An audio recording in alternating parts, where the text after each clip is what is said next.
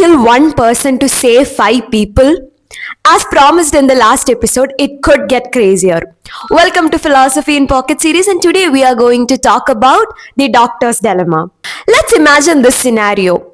You made our Indian parents proud and you became a doctor, and you're having this massive organ shortage in the transplant department, and you realize that with a heavy heart, five of your patients might die because of this, and another patient is wheeled in at the emergency, and when you're checking their vitals you realize that, oh my god, this patient is the exact match for all the other five patients, which means that if you kill this one person you could save five people.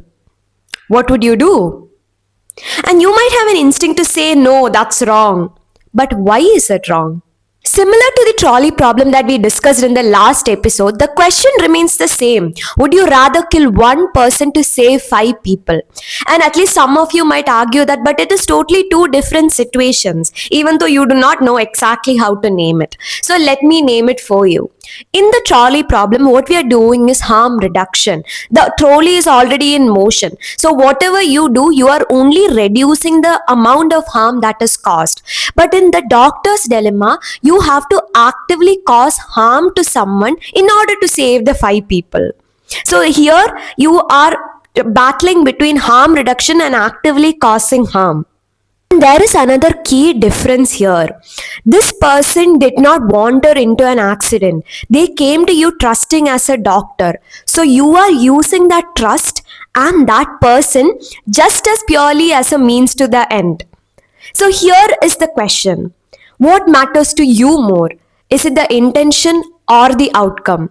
Is morality about reducing damage or refusing to be the person who causes damage? And if both of those answers seem wrong in different situations, what does that say about morality itself?